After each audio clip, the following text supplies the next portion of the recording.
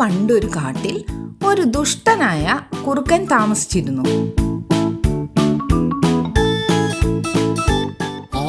Hi, ഒരു മുഴുത്ത മാനല്ലേ അത്.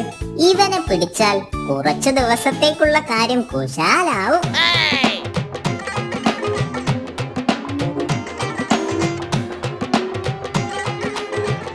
സ്പീഡിൽ ഓടുന്ന മാനിനെ ഉണ്ടോ കുറുക്കനെ പിടിക്കാൻ കിട്ടുന്നു? മാൻ ഓടി കാട്ടിലേക്ക് മറിഞ്ഞു. മാനിന്റെ പൊടി പോലും കുറുക്കന് കിട്ടിയില്ല. അമ്മേ, എന്തൊരു ഓട്ടമാണ്! അടുത്ത ഒളിമ്പിക്സിൽ പോയി മത്സരിക്ക്, ഫസ്റ്റ് ഉറപ്പാ. അമ്മേ,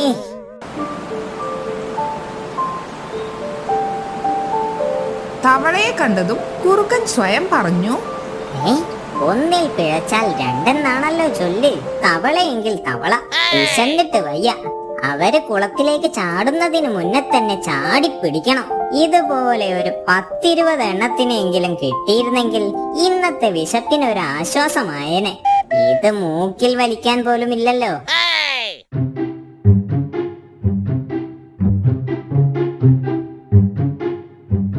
പെട്ടെന്നാണ് തവളകൾ കുറുക്കനെ കണ്ടത്. കുറുക്കനെ കണ്ടതും തവളകൾ കുളത്തിലേക്ക് എടുത്തു ചാടി. പുറകെയായി കുറുക്കനും. കുറുക്കൻ കുളത്തിലേക്ക് വീണു. മാൻ അൽഫാമും പോയി, തവള ഫ്രൈയും പോയി. ഇനി പച്ചവെള്ളം തന്നെ ശരണം. അമ്മേ,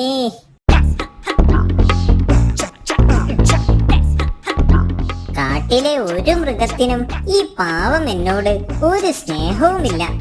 ആരും എന്റെ അടുത്ത് പോലും വരുന്നില്ല.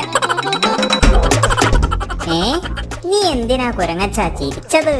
നിന്റെ അടുത്തേക്ക് ആരും വരാത്തത് നിന്നോട് സ്നേഹമില്ലാഞ്ഞിട്ടല്ല ബ്രോ. പിന്നെ എല്ലാവർക്കും അവരവരുടെ ജീവിതമല്ല വലുത്. നിന്നെ ഞാൻ കുരങ്ങൻ ചില്ലകളിൽ നിന്നും ചില്ലകളിലേക്ക് ഓടി മറഞ്ഞു. അങ്ങനെ കുറുക്കൻ വീണ്ടും നിരാശനായി നടക്കാൻ തുടങ്ങി. അവൻ പറഞ്ഞതിലും കാര്യമുണ്ട്. അങ്ങനെ നിരാശയോടെ നടക്കുമ്പോഴാണ് ഒരു ഗുഹ കുറുക്കന്റെ ശ്രദ്ധയിൽപ്പെട്ടത്. ആ ഗുഹയിൽ കയറി അല്പനേരം മയങ്ങാം. അത്രയും നേരം വിശപ്പറിയില്ലല്ലോ. രാത്രിയാവുമ്പോൾ ഇതിൽ താമസിക്കുന്ന ഏതെങ്കിലും മൃഗം വരും. അപ്പോൾ അവനെ ശാപ്പിടുകയും ചെയ്യാം. What an idea സർജി. അങ്ങനെ കുറുക്കൻ ആ ഗുഹയ്ക്കുള്ളിലേക്ക് കയറി ഒളിച്ചിരുന്നു. അധികം താമസിയാതെ തന്നെ രാത്രിയായി തുടങ്ങി.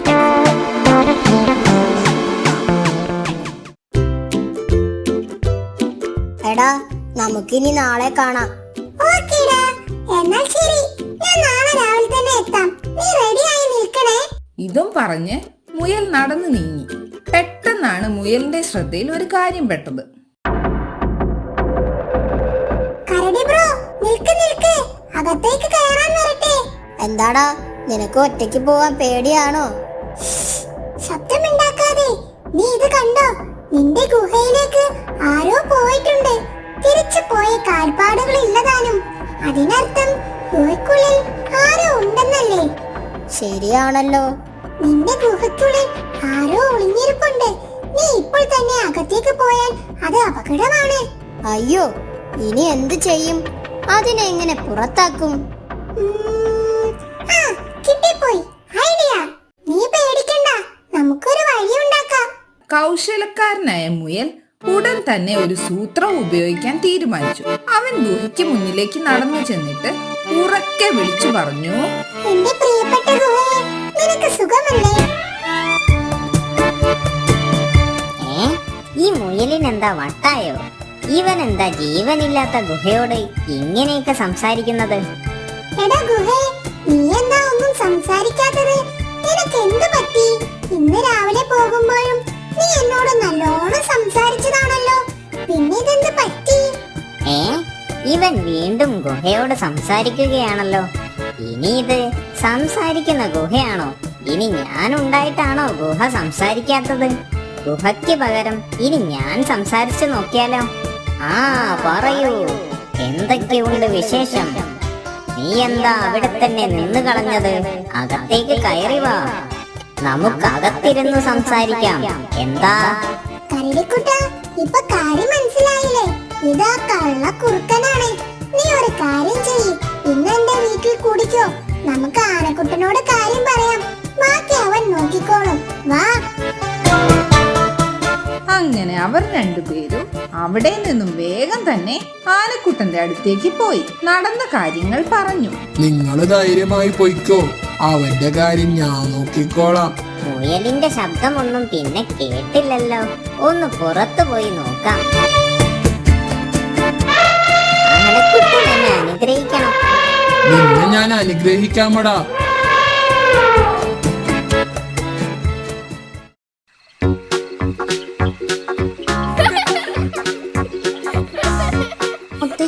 മുത്തശ്ശി ഇന്ന് ഏത് കഥയാണ് പറയാൻ പോകുന്നത്?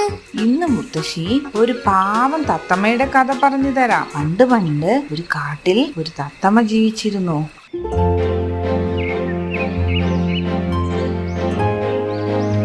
തത്തമ്മയ്ക്ക് 2 കുഞ്ഞുങ്ങൾ പിറന്നു. 2 പേരെയും പൊന്നു പോലെ നോക്കുമായിരുന്നു നമ്മുടെ തത്തമ്മ.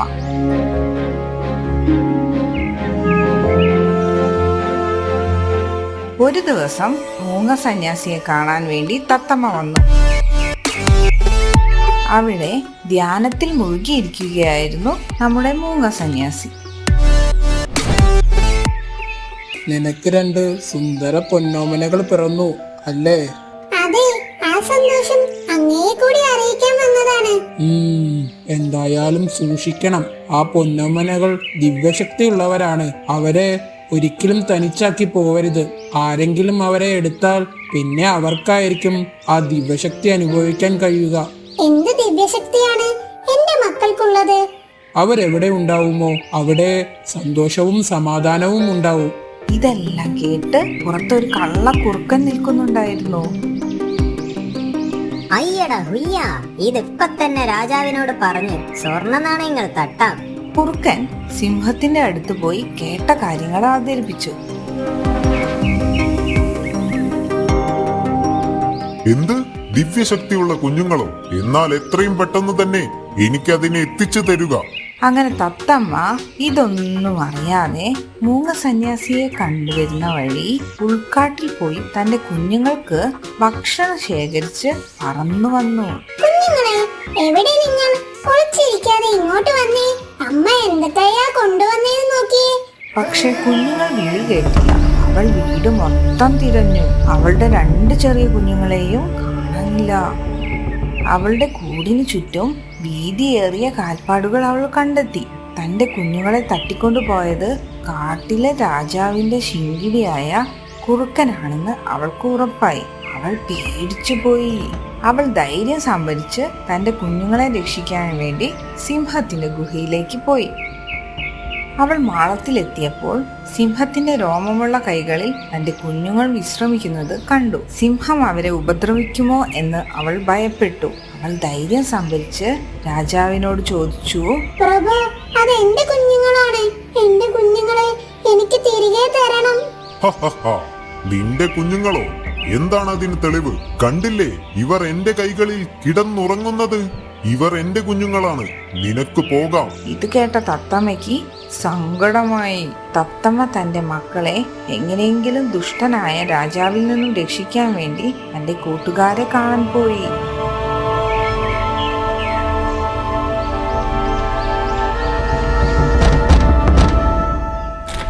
അല്ല, ആരത്? തത്തമ്മയോ? എന്തൊക്കെയുണ്ട് വിശേഷങ്ങൾ? കുറെ ആയല്ലോ ഈ വഴിക്കൊക്കെ കണ്ടിട്ട്. വാ, കയറിയിരിക്കി. ഇരിക്കാനൊന്നും സമയമില്ല. ഞാനൊരു ആപത്തിൽ പെട്ടിരിക്കുകയാണ്. എന്നെ ഒന്ന് സഹായിക്കണം. അയ്യോ, എന്തു പറ്റി? തത്തമ്മ നടന്ന കാര്യങ്ങൾ വിവരിച്ചു. അല്ല, അത് പിന്നെ ഇതിലിപ്പോ ഞാനെന്ത് ചെയ്യാനാ? നീ ഒന്നും ചെയ്യണ്ട. എന്റെ കൂടെ വന്ന് രാജാവിന്റെ കൂടെ ഉള്ളത് എന്റെ കുഞ്ഞുങ്ങളാണെന്ന് മാത്രം പറഞ്ഞാൽ മതി. അയ്യടാ, എന്നിട്ട് വേണം എന്റെ തല പോകാൻ. നീ പോയേ വേറെ ആരെങ്കിലും നോക്ക്. ചെല്ലേ. ഇതും പറഞ്ഞ് കരടി വാതിലടച്ചു. ഇത് കേട്ടപ്പോൾ തത്തയ്ക്ക് സങ്കടമായി. പക്ഷേ അവൾ തളർന്നില്ല. അവൾ അവിടെ നിന്നും വീണ്ടും പറന്നു. അവൾ ആന, മാൻ, ഉറുമ്പുകൾ, തവളകൾ എന്നിവയുടെ അടുത്തേക്കൊക്കെ പോയി. പക്ഷെ സിംഹത്തിന്റെ മുന്നിൽ സത്യം പറയാൻ എല്ലാ മൃഗങ്ങളും ഭയപ്പെട്ടു. അവസാനം ക്ഷീണിച്ച തത്തമ്മ മുയലിന്റെ വീട്ടിലും എത്തി.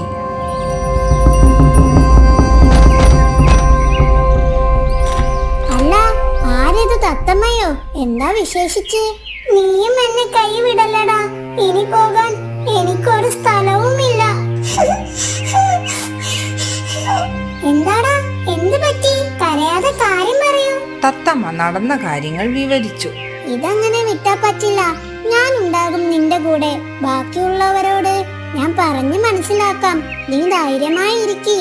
മുയൽ വളരെ മിടുക്കനായിരുന്നു. അവൻ തന്റെ സുഹൃത്തിനെ സഹായിക്കാനുള്ള വഴി ആലോചിച്ചു. ഉടൻ ഫോൺ എടുത്ത് ഉറുമ്പുകളെ വിളിച്ചു. ഹലോ, ഇത് ഞാനാ, മുയൽ. ഇങ്ങോട്ടൊന്നും പറയണ്ട. ഞാൻ പറയുന്നത് പോലെ അതങ്ങ് ചെയ്താ മതി. പറ മുയൽ ചേട്ടാ, നിങ്ങൾ പറഞ്ഞാൽ അനുസരിക്കാതിരിക്കാൻ ഞങ്ങൾക്ക് പറ്റുമോ? ഞങ്ങളെ ജീവൻ രക്ഷിച്ചു തന്ന ആളല്ലേ. പറയൂ ചേട്ടാ, എന്താണ് ഞങ്ങൾ ചെയ്യേണ്ടത്? നിങ്ങളുടെ വീടിന് മുകളിലല്ലേ സിംഹരാജാവിന്റെ വീട്? അതെ. നിങ്ങൾ സിംഹത്തിന്റെ ഗുഹയിലേക്ക് ഒരു ദ്വാരം കുഴിക്കണം. ആരും അറിയരുത്. അതാണോ? അതിനെന്താ ചേട്ടാ? അതൊക്കെയുണ്ട്. ഞാൻ വഴിയേ പറഞ്ഞു തരാം. പിന്നെ വിളിക്കാം. ഓക്കേ. അത് കഴിഞ്ഞ് മുയൽ കാട്ടിലെ എല്ലാ മൃഗങ്ങളോടും സിംഹത്തിന്റെ ഗുഹയ്ക്ക് പുറത്ത് ഒത്തുകൂടാൻ ആവശ്യപ്പെട്ടു. മൃഗങ്ങൾ ഒത്തുകൂടിയപ്പോൾ സിംഹം തന്റെ മാളത്തിൽ നിന്ന് 2 ചെറിയ കുഞ്ഞുങ്ങളുമായി പുറത്തിറങ്ങി. അവിടെ കൂടിയിരുന്ന മൃഗങ്ങൾക്ക് മുന്നിൽ തത്തമ്മ തന്റെ കഥ പറഞ്ഞു. നിങ്ങൾക്ക് എല്ലാവർക്കും അറിയാവുന്ന ഒരു കാര്യമാണ്, രാജാവിന്റെ പക്കലുള്ള ആ 2 കുഞ്ഞുങ്ങളും എന്റെയാണെന്നുള്ളത്. രാജാവ് അതിന് തെളിവും സാക്ഷികളും വേണമെന്നാണ് പറയുന്നത്. നിങ്ങളുടെ മക്കളോട് സ്നേഹമുണ്ടെങ്കിൽ അതെന്റെ കുഞ്ഞാണെന്ന് സിംഹത്തോട് ഒന്ന് പറയണം, പ്ലീസ്. അവൾ ഓരോ മൃഗത്തിന്റെ അടുത്ത് ചെന്ന് സത്യം പറയണമെന്നും അത് രണ്ടും തന്റെ കുഞ്ഞുങ്ങളാണെന്ന് സിംഹത്തോട് പറയണമെന്നും ആവശ്യപ്പെട്ടു. എന്നാൽ ആരും അതിന് തയ്യാറായില്ല. എന്നാൽ അവൾ അവസാനമായി മുയലിനോടും ചോദിച്ചു. അവൻ ചെറിയ കുഞ്ഞുങ്ങളെ സൂക്ഷിച്ചു നോക്കി.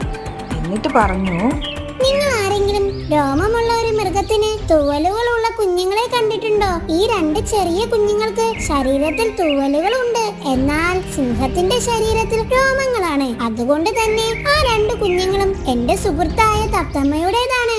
ഇത് കേട്ട സിംഹം അലറി മുയലിനു നേരെ ചാടി.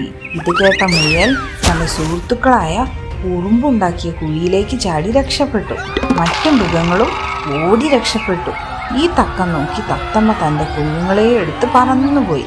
എത്ര മൂടി വെച്ചാലും സത്യം ഒരു നാൾ മറനീക്കി പുറത്തു വരും.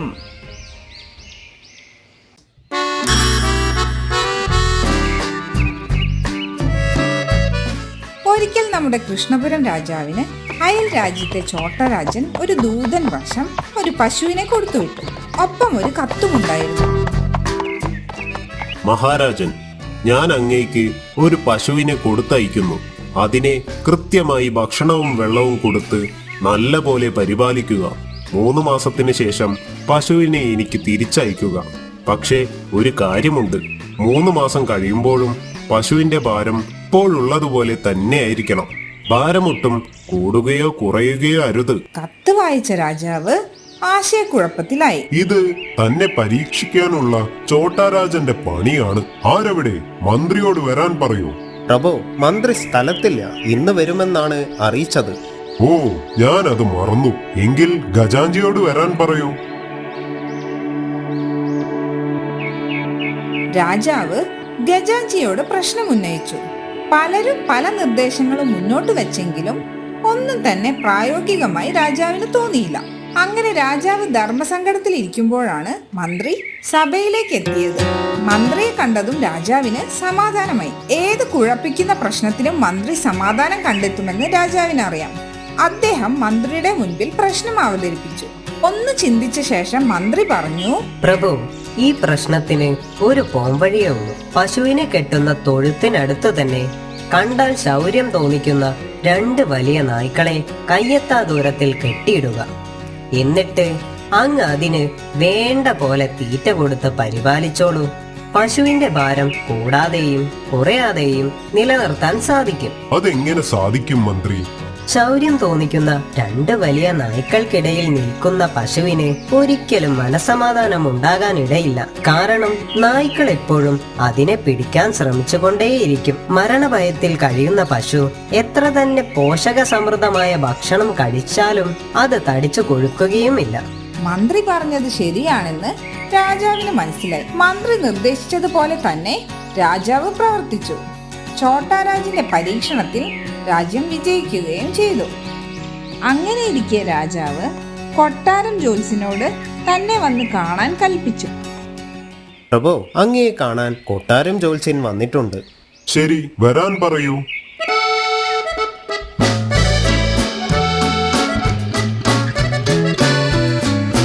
ജ്യോത്സ്യ, തന്റെ ജാതകം വായിച്ച് ഭാവി ഒന്ന് പറഞ്ഞേ കേൾക്കട്ടെ. രാജാവിന്റെ ജാതകം വായിച്ച ജ്യോത്സ്യൻ സത്യസന്ധമായി അതിൽ കണ്ട വിവരം അദ്ദേഹത്തെ അറിയിച്ചു. പ്രഭു, അങ്ങയുടെ മരണം അടുത്തിരിക്കുന്നതായാണ് ജാതകവശാൽ കാണുന്നത്. ഇത് കേട്ട രാജാവിന് അതിയായ ദേഷ്യം വന്നു. എന്ത്? എന്റെ മരണമല്ല അടുത്തിരിക്കുന്നത്, നിന്റെയാണ്. ആരെവിടെ?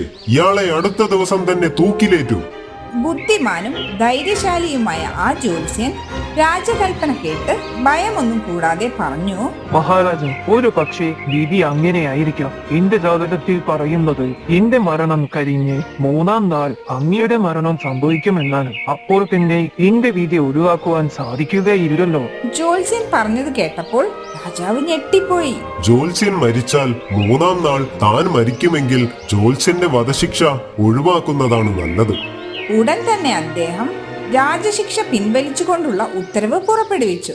മാത്രമല്ല ജ്യോത്സ്യന് നല്ല ദക്ഷിണയും കൊടുത്തു. ജ്യോത്സ്യൻ സന്തോഷപൂർവ്വം തന്റെ വീട്ടിലേക്ക് മടങ്ങി. അങ്ങനെ അവസരത്തിനനുസരിച്ച് തന്റെ ബുദ്ധി സാമർഥ്യം ഉപയോഗിച്ചത് കൊണ്ട് ജ്യോത്സ്യൻ മരണത്തിൽ നിന്നും രക്ഷപ്പെട്ടു.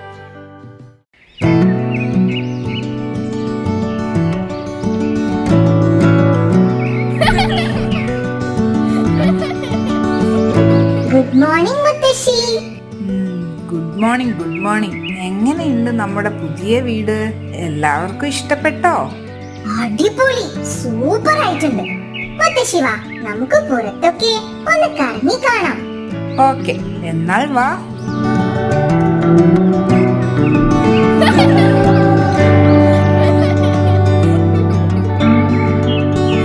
മുത്തശ്ശി വാ, നമുക്ക് ഒരുമിച്ച് കളിക്കാം. ഇല്ലില്ല, നിങ്ങൾ കളിക്കും. മുത്തശ്ശി ഇതേ ഇവിടെ ഇരിക്കാം. സൂക്ഷിച്ചു കളിക്കണം കേട്ടോ. ശരി മുത്തശ്ശി.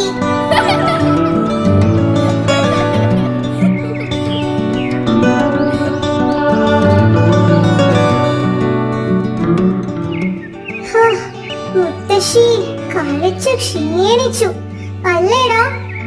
അതെ അതെ, എന്നാലും നല്ല രസമുണ്ട് അല്ലേ നമ്മുടെ പുതിയ വീട്? കളിക്കാൻ സ്ഥലം തൊട്ടടുത്തായി പുഴ. പിന്നെ അന്നും ഇന്നും എന്നും കഥ പറഞ്ഞു തരാൻ കൂട്ടിന് മുത്തശ്ശിയും. മുത്തശ്ശി, എന്നാലൊരു കഥ പോരട്ടെ, കേൾക്കാൻ കൊതിയായി. ശരി ശരി, മുത്തശ്ശി ഇന്ന് ഒരു അണ്ണാരക്കണ്ണന്റെ കഥ പറഞ്ഞു തരാം. പണ്ട് പണ്ട് ഒരു കാട്ടിൽ പാവം അണ്ണൻ താമസിച്ചിരുന്നു.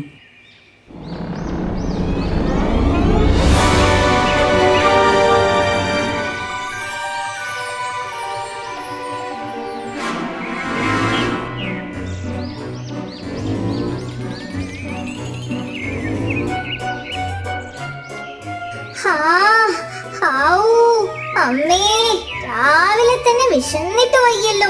എന്തെങ്കിലും തിന്നാൻ കിട്ടുമോ എന്ന് പോയി നോക്കാം. അങ്ങനെ നമ്മുടെ അണ്ണാരക്കണ്ണൻ ഭക്ഷണം തേടി യാത്ര പുറപ്പെട്ടു.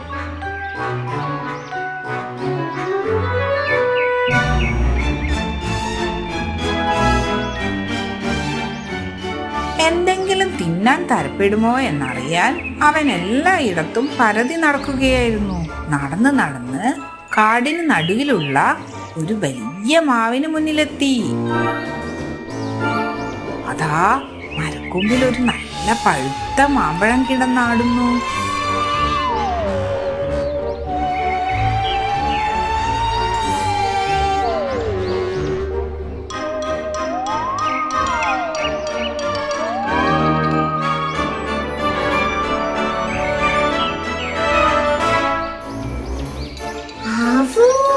നല്ല സ്വാദ്.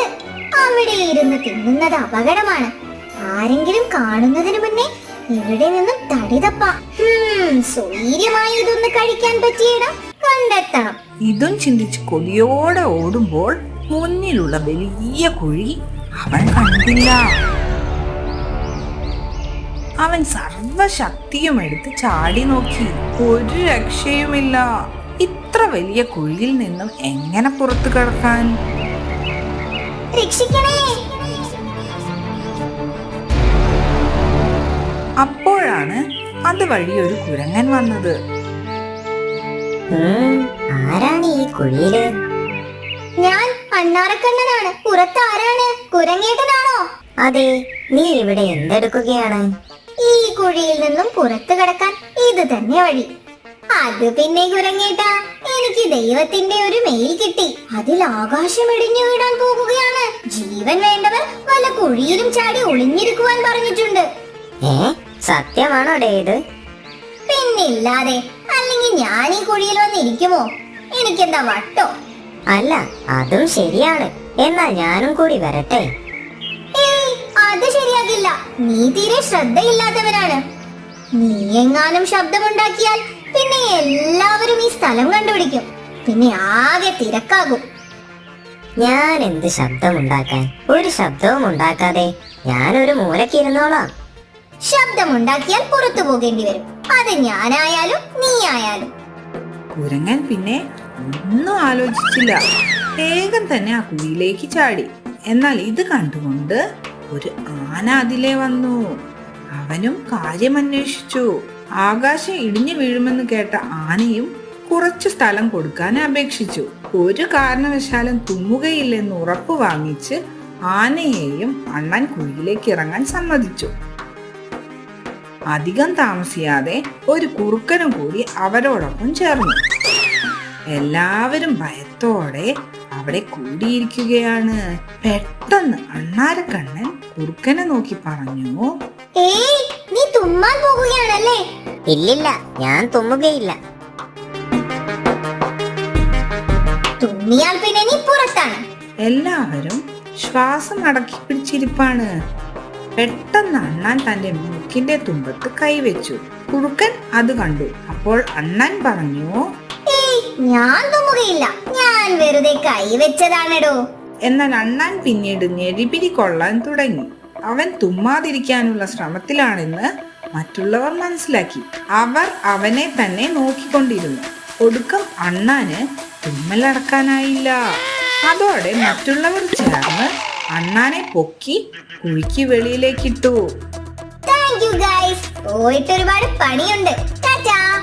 ഇതും പറഞ്ഞു രക്ഷപ്പെട്ട സന്തോഷത്തിൽ അണ്ണാൻ തന്റെ മാളം ലക്ഷ്യമാക്കി യാത്രയായി. ഓർക്കാപ്പുറത്ത് അപകടം നേരിടേണ്ടി വരുമ്പോൾ തളരാതെ അതിനെ ബുദ്ധിപൂർവ്വം നേരിടുകയാണ് വേണ്ടത്.